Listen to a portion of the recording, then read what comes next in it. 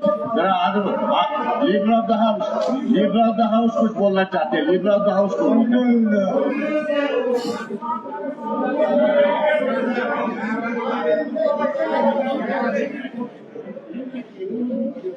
Honourable speaker साहब,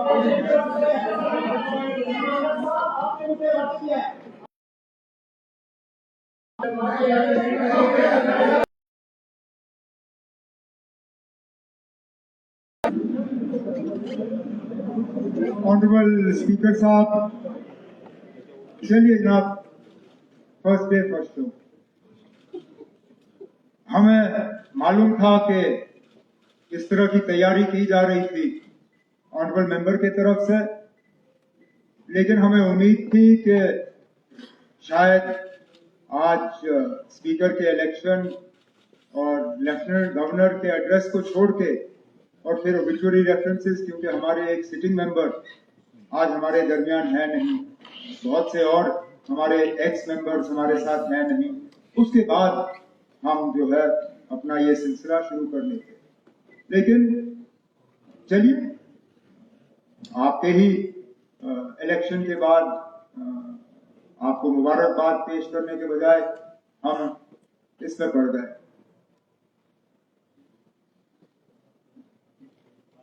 मैं सियासी तकरीर आज करना चाहता ही नहीं था, इसलिए मैंने कोई सियासी बात शुरू में की नहीं। हालांकि मेरे मेंबरों की तरफ से जो कहा गया गलत नहीं कहा गया था, मैं इसलिए पहले नहीं उठा क्योंकि हाउस का ये तरीका रहता है कि पहले बाकी ऑनरेबल मेंबर्स बोलते हैं, फिर लीडर ऑफ द ऑपोजिशन बोलता है और उसके बाद लीडर का हाउस बोलता है। मैं उठा इस उम्मीद के साथ कि मेरे बोलने के बाद, क्योंकि मैंने पूरे हाउस की तरफ से बात की, हाउस एडजर्न होगा और हम दोबारा लेफ्टिनेंट गवर्नर साहब का खुतबा सुनने के लिए जमा होंगे। लेकिन चलिए, थोड़ा सा रिवर्स हुआ और बीच में अब सियासत आ गई। सियासत करना, इसके अलावा तो शायद कुछ मेंबरों के पास और कोई चारा होगा नहीं।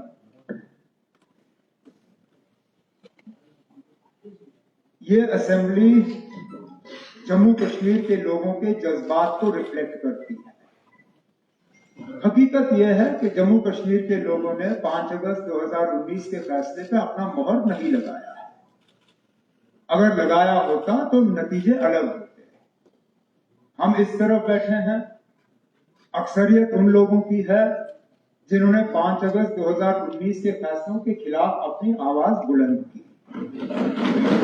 अब हाउस इसको किस तरह रिफ्लेक्ट करेगी, इस पर किस तरह बातचीत होगी, इसको किस तरह रिकॉर्ड पे लाया जाएगा, ये एक सिंगल ऑनरेबल मेंबर तय नहीं करेगा।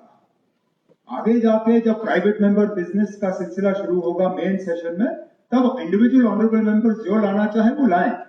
लेकिन फिलहाल इस सेशन में हाउस की तरफ से क्या बात होगी, क्या रेजोल्यूशन लाया जाएगा, क्या किया जाएगा, वो गवर्नमेंट ट्रेजरी बेंचेस तय करेगी आपकी इजाजत के साथ। तो जो रेजोल्यूशन आज लाया गया है उसकी कोई अहमियत नहीं है। वो मां सिवाय बदकिस्मती से कैमरास को दिखाने के अलावा उसका और कोई मकसद नहीं है। अगर मकसद होता तो शायद ये लोग हमारे से मशवरा करके तय करते कि हाउस की तरफ से क्या बात आनी चाहिए। अब छोड़िए, ठीक है।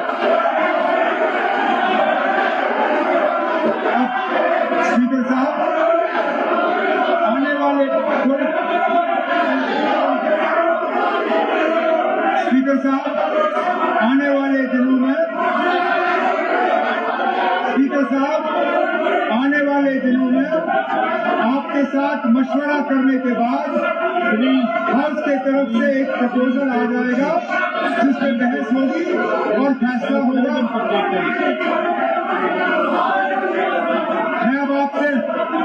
मैं अब आपसे गुजारिश करता हूं कि आप मेहरबानी करके हाउस को फिलहाल एडजर्न करिए और हम गवर्नर साहब के खुतबे के लिए दोबारा जमा होंगे।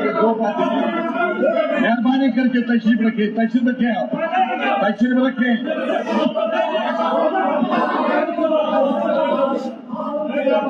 ऑनरेबल देवराज, मैं जनाब चीफ मिनिस्टर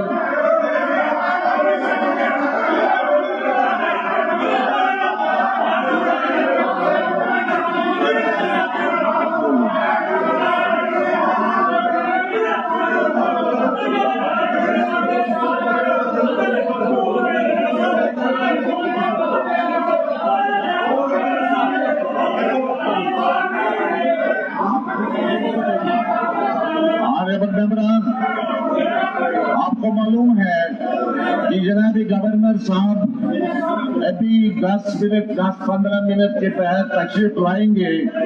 इस हाउस में अपना खुतबा पेश करने वाले हैं हमारे लेफ्टिनेंट गवर्नर साहब। मैं नए मेंबरान से गुजारिश करूंगा वो सीख के रहे, मेहरबानी करके रूल्स का मुताला करें।